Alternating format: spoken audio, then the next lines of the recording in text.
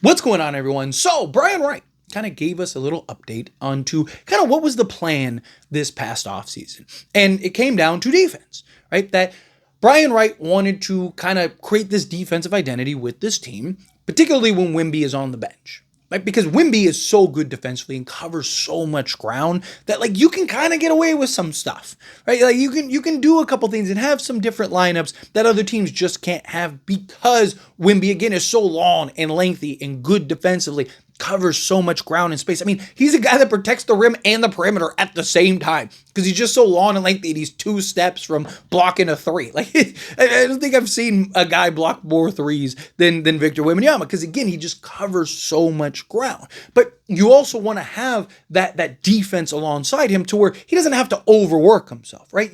There's going to be nights and games and moments where it's like, hey, dude, you got to go out there and be, Superman defensively. We need you to shut this down.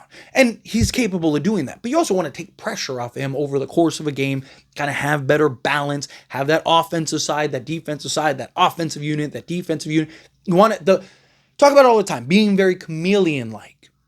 The more chameleon-like you can be, the better chances you have of winning because you can kind of match whatever the opposition is, right? In a league that, particularly playoffs, that are so crucial as far as matchups, like what is your path and road to an NBA Finals, right? Like the more that you can kind of match and blend each team on the adventure and on that journey, right? The better chance you have of actually coming out ahead and hoisting the Larry O'Brien trophy, right? So to me, it makes a lot of sense that you want to create this defensive identity because I do have worries about the shooting, right? And I'll touch on that here more in a moment, but you should have enough offense between Wemby, De'Aaron Fox, Devin Vassell, right? Keldon Johnson. You have Dylan Harper, Stephon Cat. Like you have enough guys that can put the ball in the hoop, right? Harrison Barnes can knock down the 3 ball. Julian Champagnie, which strides does he take? You have enough guys that can knock down shots. But you need that balance. You need the two-way. You need the defense, right? Stephon Castle being that kind of two-way player, being able to defend, be that point of attack. De'Aaron Fox, same thing, right? Start looking at this roster and it's like, okay, it makes sense. They went and got a guy in a Luke Cornett who can be that kind of solid defensive anchor, guy that does the hustle plays, makes the dirty work, right? Does the things that you want on a team, a guy that can help kind of, help around the margins to give you better opportunities to win games, right? Same thing with a Kelly Olynyk, a guy that brings toughness and just interior size and can slot into either forward spot, isn't shy of contact and can bang with the big boys and do all those things, but gives you the offensive versatility, right? You want to have that balance on both the offensive side and defensive side, and also kind of take pressure off of Victor Wembanyama. Now, question becomes, how good defensively will they be, right? Because again, they might be really good offensively, but defensively, I do have my questions, right? Harrison Barnes is a good defender, but he's not elite or great anymore. He's also getting older, right? De'Aaron Fox has games, has stretches, has moments, but he's also has games, stretches, and moments where he's not very good offense or defensively, right?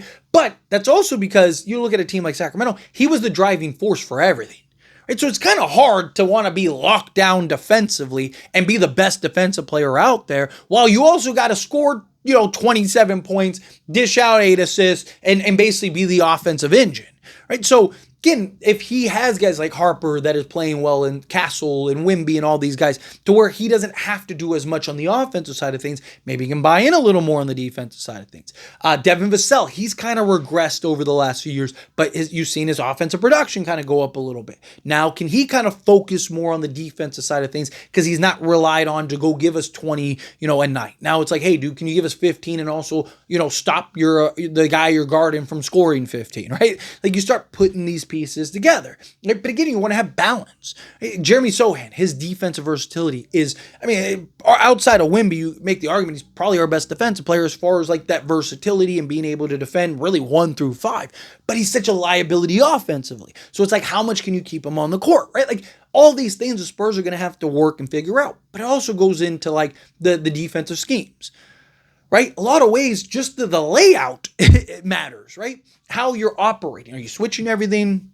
Are you playing drop? Are you like, how are you operating your defense? And are you able to kind of change those things? Right? Again, be chameleon-like. hey, we're going to run this defensive set, this defensive action. You play a specific, let's say you play 5 teams straight and boom, it works for those 5 teams. And then you run into that 6th team and it's like, man, we just can't stop them. This isn't working. Are you able to adjust and make those changes? Okay, we're going to run this defensive action now. We're going to do this now. Let's pivot and go over here now, right? Like, how do they kind of adjust and to make those tweaks and make those changes over the course of an 82-game season into the play-in or the playoffs, right? Or potentially both. We'll see how that kind of plays itself out. But I do like that the Spurs want to create this defensive identity, right? I mean, you even go back to like when they were winning championships and had their dynasty and stuff like that, right? It was on the back of many ways, on the back of their defense. And they had these, phenomenal, Bruce Bowen type guys that just could defend and defend multiple positions, Kawhi Leonard, all these guys that, yes, they could score the basketball to do all these things, but they were one of the best defensive teams every year. Every year you looked at them, it's like, why were they, always in the conversation? Because they were always very good on both sides of the basketball. And defensively, they could hang their hat. I don't care how good you are offensively. Like, even the best offensive teams ever have games and moments and stretches where they just can't put the ball in the hoop.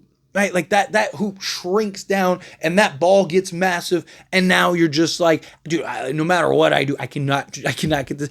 But how do you solve that? Your defense steps up. Your defense picks it up. You're able to defend to kind of keep things until your offense starts clicking back on. And then once your offense starts clicking again, now boom, now you're able to run away with it. So you want to create that defensive identity. Have guys that can do the dirty work, make the hustle plays, right? Dive for loose balls, get offensive rebounds, get defensive rebounds, right? Defense doesn't stop until you secure the basketball. So you need to be able to rebound the basketball too. All of these things, if they start putting this all together, right?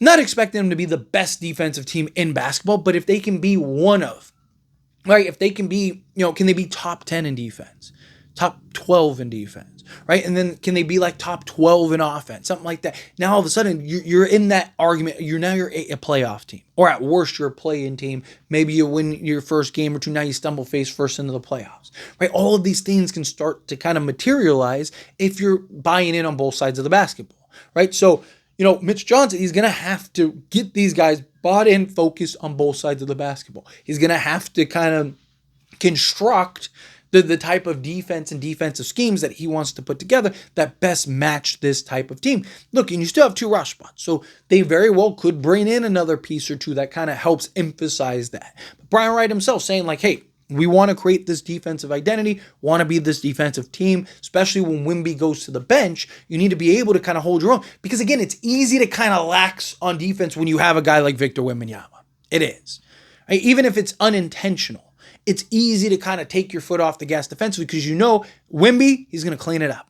Right? But what happens when he goes to the bench? What happens if he gets the night off? Are you going to be able to put together enough stops in order to keep afloat and win those games? But let me know your thoughts and opinions down in the comments. That being said, if you haven't liked this video, hit that like button. Helps me a lot. So we enjoy these types of videos. Truly appreciate it. Not subscribe channel, hit that subscribe button. Turn on the bell notifications. Appreciate y'all. See you in the next one. Thank you.